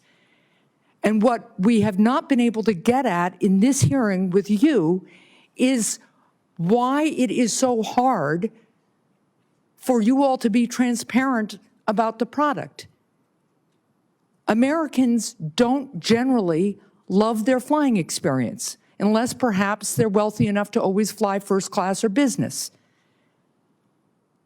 And so it would be good if you guys could be transparent about what you do and why. Now, Mr. Schroeder and Mr. Klein, the reason I decided to ask a second round of questions was because when I asked you both why there was you required people to input personal information before they could get some of the pricing for your products, you both assured me very quickly with a nod of the head or with a verbal answer that you didn't use the personal information for pricing purposes. But then when Senator Hawley asked you a little bit more in depth about that, you both equivocated or essentially said you did. So I would like to understand, Mr. Schroeder, I think it's seating that you said you still have to enter the information. Why do people have to put in personal information before they can get a price on your seating? So that I had stated before, first of all, we do not use personally identifiable information to price at all.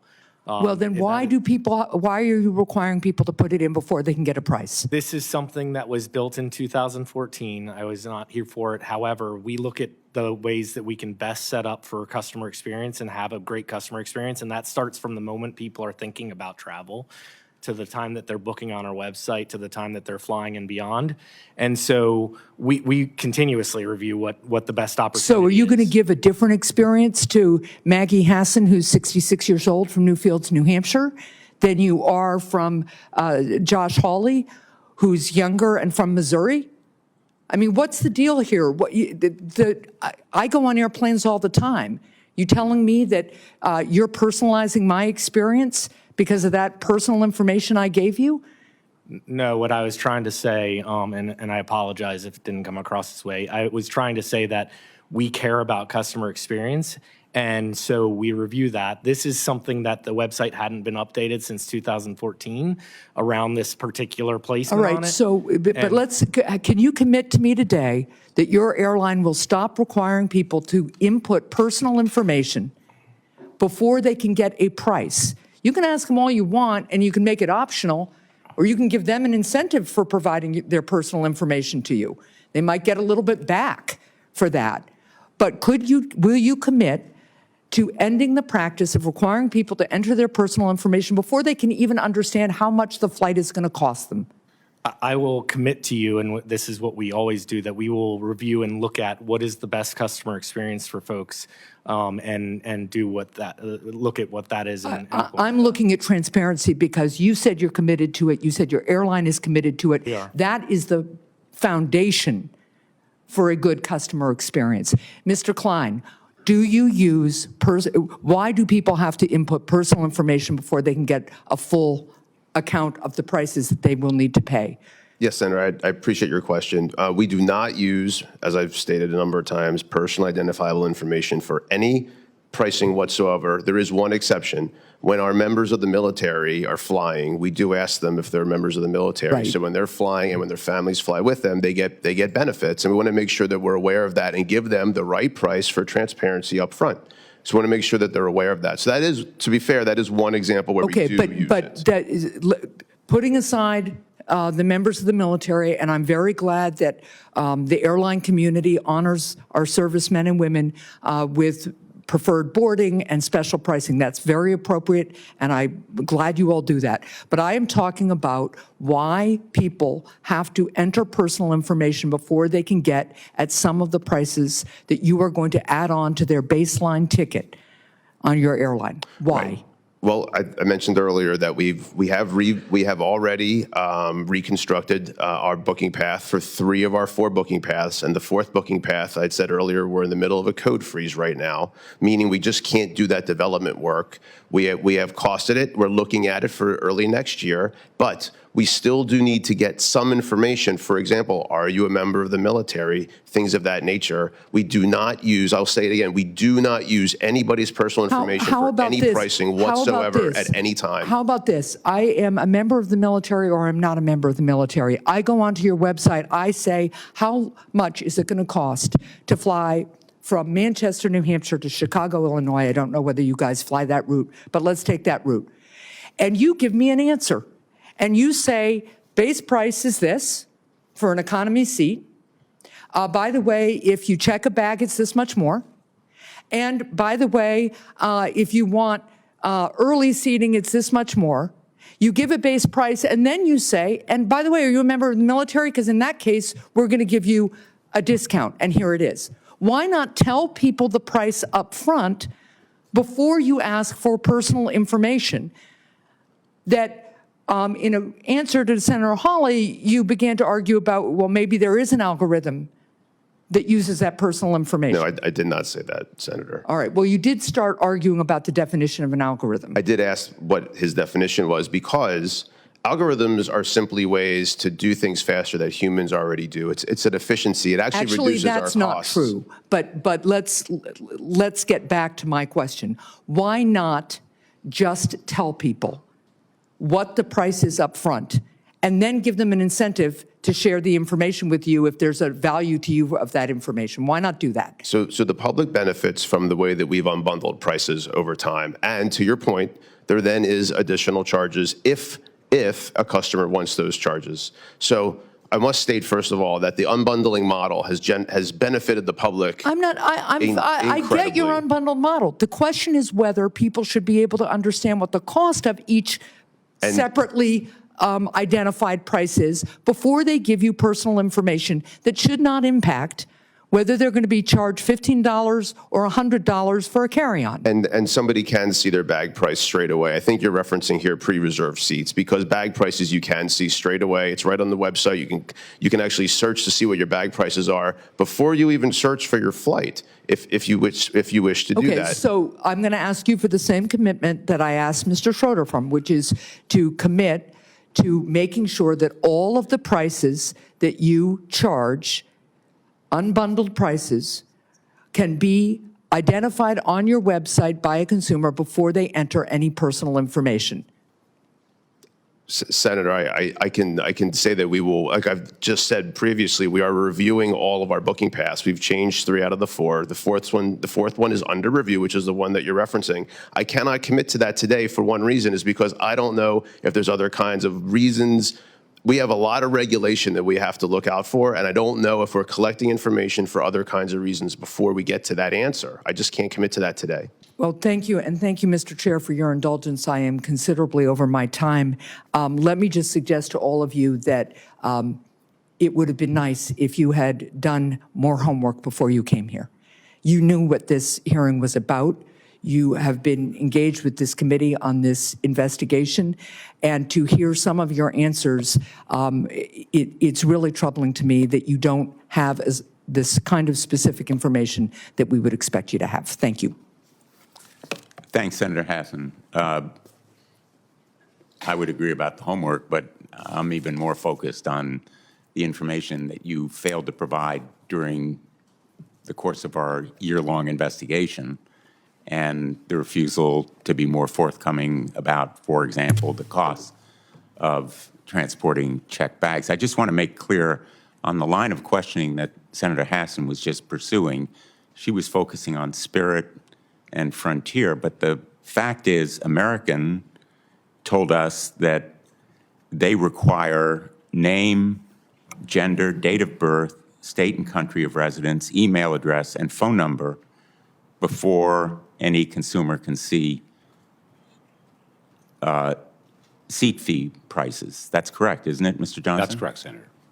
And United requires name, gender, and date of birth, correct, Mr. Nocella? That's what United told us. I believe that's correct. Spirit, according to what we were told, requires name, gender, date of birth, street address, state and country of residence, zip code, email address, and phone number. Delta requires none of this information, which tells me none of this information is really necessary except for some other purpose. If Delta doesn't need it, the other airlines shouldn't need it either unless they're using it for some purpose unrelated to charging fee prices. What do you say to that point, Mr. Johnson? Senator, the information that we collect is a combination of information that we are required to collect by law, by the government's request. But you collect it before anyone can even see what the prices are going to be, before they even know whether they're interested in making the purchase. You want this information from them. Why? Correct, Senator. Well, at some point in time during the booking process, we're going to need to collect that information so that we can give it to the government. If they're a customer, but they haven't made a decision even whether they're interested in your airline. Exactly. So we have placed the request for the information at the point in the booking path just before seat selection, because some of our Let me just ask you: will you commit to stop collecting this information, Senator, as Delta apparently does not do? Senator, I'm required by law to collect the information. You're saying Delta is breaking the law? You'd have to ask Mr. Carter that question. Well, no, I don't have to ask him that question because he's not collecting that information. Okay, Well, Senator, Mr. Carter, are you breaking the law by not requiring this information? Senator, of course not. Mr. Nocella, will you commit to stop collecting this information? Just like my colleague on the far side, I do think the information is required to complete the booking process. You say you're required by law to collect it. I'm not saying it's required to complete the booking process. You know, the danger here is that you're collecting this information without a need for it, obviously for some other purpose, and we all know what that other purpose is. So you can market to them or monetize that information in some other way. Information and data are the coin of the realm in our modern marketing and technology society. And collecting this information is potentially profoundly dangerous if there's no real need for it. Let me Senator, just, for the record. Senator, if I could, I Yes, didn't Mr. get Johnson. a chance to answer your question. We collect the information, and we have thought about collecting it, designing our booking process in a way that where it's most convenient time for the customer to put the information in. And as you said, there are circumstances when the customers don't buy at all and don't want to put the booking information. Ours, we collect the booking information at the point we do because it determines the cost of the seat if the passenger chooses to select a preferred seat. And some of our best customers are entitled to discounts, and the only way we can apply those discounts is to know who they are. That's the only that's the only thing we use the information for with respect to booking. But you don't need it at that point before someone has made a decision even to inquire about seat price. Senator, if we didn't get it at that point, we wouldn't be able to offer the discounts to some of our customers that they're entitled to with respect to seat purchases. Well, apparently Delta is able to do it without this information. And the information may be required by law at some point, but not then. And that's the point of the questioning. Let me just point out for the record on the family seating rule. During the comment period, you were represented by the Industry Association, Airlines for America, which essentially was, I would say, equivocal. It called the rule a possible, quote, Trojan horse. Spirit, I understand, opposed the rule. United said that the family seating rule was, quote, needless overreach. So I would suggest respectfully that you are being dragged, kicking, if not screaming, into compliance with this basic standard, and I hope this rule will be implemented and issued, as I've mentioned, as quickly as possible. Mr. Klein, I think you've raised the elephant in the room. And Senator Marshall was asking about it to some extent, which is the lack of competition or the barriers to entry and to competition that exists right now. And I'm just going to give you an opportunity to talk a little bit more about the problems that Spirit has faced in the access to hubs and other kinds of obstacles that you've encountered in trying to compete more fully against some of the legacy airlines. Certainly, Mr. Chairman, I appreciate the question and the ability to talk on this topic. So for a very long time, we've been dealing with the lack of access to certain airports, or when we do get some access, it is limited, and frequently we will be given gates, but they're maybe on far ends of the airport, which make it very difficult for us to provide a good guest experience, makes it very difficult for us to be able to operate efficiently and effectively. It raises our costs, which then, of course, makes it harder for us to be profitable. And without being profitable, we certainly can't grow. As it's very public right now, some of the dealings that we have by filing for Chapter 11 reorganization right now, and we're in this process today. One of the things that occurred as we came out of COVID was there is sort of a manufactured pilot shortage of sorts, where some of our legacy carrier competitors basically paid their most senior pilots to retire early. That in fact caused a pilot shortage in the industry, and then they turned around and went after and hired all of our pilots, a lot of our pilots, I should say. And these are pilots that are professionals, and they do a great job, and they do a phenomenal job every day.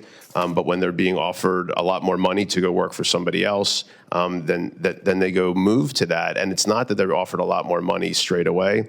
It's that they get poached, so to speak, with these statements that are very public today about some CEOs have said how they're gunning for us. They're trying to put us out of business. They just can't wait for that to happen. Look, it's a competitive industry, and we all know that. We joined this industry because it's competitive, and we're competitive by nature. But some of the rules of the game have really changed, especially coming out of COVID, and it's made it very difficult to compete. You've heard today, and there's been testimony on this, and other public hearings as well, about how other airlines they really like the model that we've created, but they've also created rules and barriers around how they get to control the game, and the rules can change whenever they want them. And we're trying to play the game, and we do our best to play the game. And it's been difficult at times, and certainly in the last couple of years, it's been very difficult. If I may add one more thing, is we were in a merger situation that was ultimately challenged by the Department of Justice, and then we lost that case. And that prevented us from really reacting and being able to do a lot of things for a couple of years. Now we're trying to improve our guest experience. I appreciate today's hearing, and I appreciate all of the abilities to ask these questions, because transparency is critical. If the guest or the public doesn't have trust, then what do we have? So we do agree with transparency. We do agree with all of that, and we do agree with enhanced guest experience. Everything in this industry is about supply and demand. It's a very powerful driver of price. It is, in fact, the most powerful driver of price is supply and demand. If our supply is reduced or lessened, then prices go up. And that's the last thing that we want to see for the American public. We believe that having a vibrant, healthy, fair system is the best way to move forward. And that includes access to slots as well at very important airports. You know, you mentioned the hub difficulty, and I think everybody in this room understands what you mean by that term and the difficulty of access. Essentially, when the gates are blocked and there are no takeoff or landing slots at those hubs, Atlanta, Chicago, some of the busiest and most popular airports, you are blocked from competing. Is that fair to say? Yes, it is fair to say. In terms of being able to have enough critical mass, having one gate or two gates allows for some access, but in order to have critical mass and truly be able to compete for the general public in those cities is very difficult if you don't have enough critical mass. And I think there's been some mention about the use of frequent flyer programs and co-branded credit card agreements. That's another source of squelching competition, is it not? The credit card programs, I believe, are successful in achieving the goals of what the airlines want, which is to create even more loyalty to those airlines. But it really starts with the dominance in certain cities. If there was more competition in those large cities, then those credit card programs would not be quite as effective, because then there'd be a lot more choice for the customers in those cities to choose who do they really want to fly with, or do they feel locked in to who they must fly with. And the practical consequence to consumers is that, take fees. The major airlines have the power to march lockstep in a parallel way. Parallel pricing is a established antitrust term. On February 20th, 2024, American raised its domestic first check bag fee by $5. That's correct, Mr. Johnson, isn't it? That's correct, Senator. Then, Mr. Nocella, isn't it true that United raised its domestic first check bag by the same amount within days of America's announcement? I believe it is true. In fact, it raised it on February 23rd, just 3 days later. And then, Mr. Carter, Delta raised its domestic first check bag within 2 weeks of American and United increases, correct? I believe that's correct. So this is the reason why we've asked for the Department of Transportation, in the letter that we've made a part of the record today, to look into some of these practices, because this kind of anti-competitive conduct, or the symptoms and evidence of it, I think requires a deeper look. Let me ask, just for the record, Mr. Schroeder, will you commit to ending this bag bounty program, or I'll call it in your terms an incentive payment program? Will you commit to ending it? Again, I wouldn't characterize it as a bounty program. It's not something I'm able to commit to. Again, we review all opportunities to make the customer experience better. We're in the business of attracting our customers back. As somebody who has a background in marketing and has gone through that, it's a lot cheaper to keep the customer you have than go get new ones. And so this is about creating a fair and equitable scenario for all of our customers. We will continue to review what's the best way to do that. But right now, that's what we have. The most important part of your answer just now is no. You won't commit to ending it. And the reason I'm asking is that, you know, there is a history here, which is that the practices and tactics that begin with Frontier or Spirit are then mimicked by the legacy airlines. You have been at the vanguard of low-cost airlines and the charging of fees to make up for the lower cost of the basic fares, and that kind of business model has been mimicked or followed by the legacy airlines. And so a tactic like this one is important, not just for Frontier, but for the industry in general. And that's why I'm going to ask every one of the witnesses here today, will you commit on behalf of your companies not to adopt this payment incentive program? We'll use your terms. Mr. Johnson. Absolutely, Senator. Mr. Carter. Senator, it's not a business practice we would ever endorse. Mr. Nocella. We also agree it's also very inconsistent with our brand. We will not do it.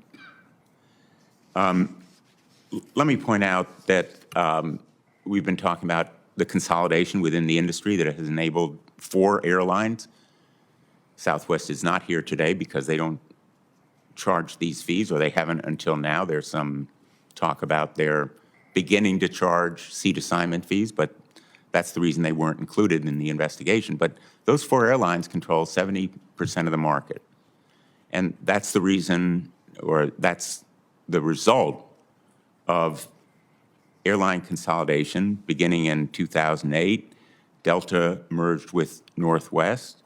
United merged with Continental. Southwest acquired Air Trans. American merged with U.S. Airways.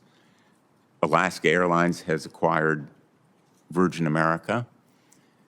I opposed a number of these mergers and acquisitions. The Department of Justice went to court against the recent proposed merger of Spirit and JetBlue. But the horse was out of the barn by that point. And so I think that we have work to do in this area, and I hope the Department of Transportation will begin it. You've been very patient. I appreciate your being here today. We wanted your CEOs to be here, as you know, but I'm glad we had you here today and that we had this hearing. I hope that you will take back to your CEOs, I think, the message that is pretty clear here, which is there's a bipartisan demand for changes in the way you do business on these junk fees. You don't like to call them junk fees, but that's what they are. And I think the bipartisan tenor of today's hearing speaks very loudly to this point. I just want to close with a couple of questions on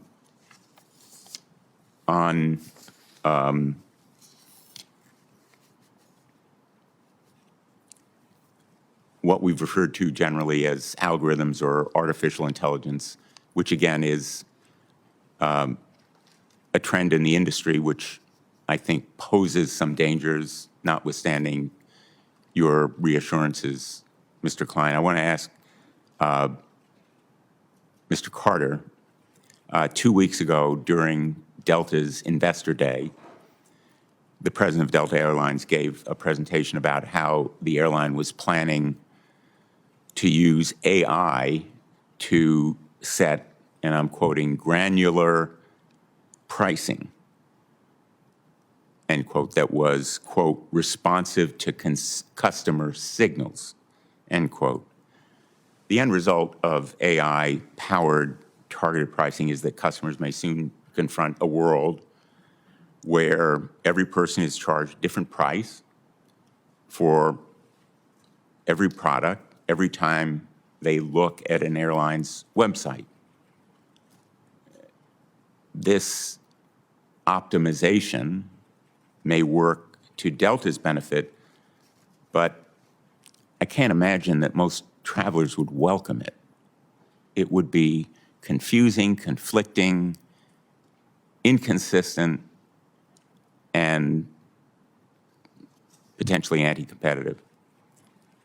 Is it fair if 2 customers searching for the same flight at exactly the same time are charged different prices? Senator, let me tell you that I was at Investor Day and recall the comment, and our use of AI is incredibly small. We are just trying to understand AI's application. As you know, AI is talked about every day, everywhere, all the time, and we thought it was incumbent upon us to at least try and test. And I would say it's a lab. It's very isolated. It's a tiny percentage. It's 1%. Well, it's tiny right now as we sit here at about noon on December 4th. It's tiny, but it could explode over the next 6 months. And I think that the question to you is whether it is fair for 2 customers going to your website at exactly the same time for the same flight, being charged different prices based on their zip code, their gender, their other characteristics. Senator, I think you're making an assumption about what AI would be used for, when I can tell you that that's certainly not the conclusion that we have come to date. I think the way, again, these are the earliest stages, and this is just early learnings. We have so much to learn about AI. We all do, I think, as a country. But it's more about the right offer at the right time, as opposed to Well, a I'm thousand asking you the different offers question to a thousand about different people. exactly the same time. And it may be an unfair question to Delta, only because you're exceptional in not asking for that information before someone decides to buy a ticket from you. But I'm asking you the question, which I think is not just a hypothetical, it's very real, because that's the direction that the airlines are going, using AI to charge different fees and different fares, depending on the personal information they get from you before you even decide to buy that ticket. I would say to you, Senator, because of our commitment to our customers and our desire to be the airline of choice by our customers, and the desire to have loyalty from our customers, I can't conceive of, we all don't know how AI will be used, but I can't conceive of Delta using AI the way you've described. But I have to emphasize, we're just learning. We don't really know what we don't even know about AI today. Well, that's the frightening part of the direction that the airlines are going. Truly, the terrifying part from a consumer standpoint. I can assure you that our focus is efficiency, and I can assure you that to the extent Delta uses AI, it's in a responsible manner, Senator. Let me ask you, Mr. Johnson, during American's earnings call last month, American's CEO said that the airline will soon, quote, put an AI lens to everything we do. Everything we do, an AI lens. Now, as we know, in its worst form, AI could be used to determine which passengers are traveling for weddings, funerals, family emergencies. They have no choice but to take your airline, and they'll pay anything to be on that flight. Airlines could use these tools to exploit passengers' worst moments, or best, to pad their profits. Can you commit that American will never use AI to exploit passengers who are traveling for a family emergency or even a funeral? You will commit to it. Can you commit to never using this personal information to set different fares or fees for different passengers at the same time for the same flight? Senator, it's fascinating that you bring this up, because it's such an important topic. It's pretty easy to immediately think about the issues with AI, the things that can go wrong, the things that won't be consumer friendly. But AI is potentially a fabulous computational and automation tool that can be used in many, many really extraordinary ways. For instance, our dabbling with AI in the early stages is focused on trying to run our operation better. We operate 6,000 flights using 1,700 aircraft, 365 days of the year. It's a really, really complicated exercise and very automated. AI, offers the opportunity for us to do that much better and in a way that's much better for our customers, particularly in terms of regular operations. I am going to just say, with all due respect, you're not answering the question. I know you don't really have the authority, and maybe none of us has the knowledge right now to answer this question. But the fact that I'm assuming none of you can answer this question, I invite others to say that your airlines will never use AI to charge different fees or fares to people at the same time for the same flight. Any of you want to commit none of you, is truly one reason that we need to continue the kind of oversight that we're seeing here today, because AI opens the potential for practices that may be deeply unfair in resulting in discrimination based on these factors that you now collect information on routinely. And I know, Mr. Klein, you may be dubious about the use of algorithms for this purpose. Algorithms can be defined in a lot of different ways. AI has been used for 10 years in various settings, and we're just discovering the vast potential for using it.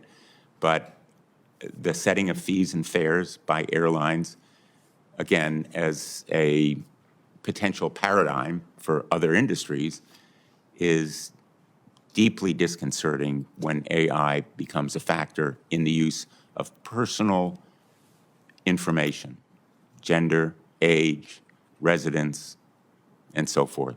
So I'm going to conclude this hearing. I want to thank you again for being here.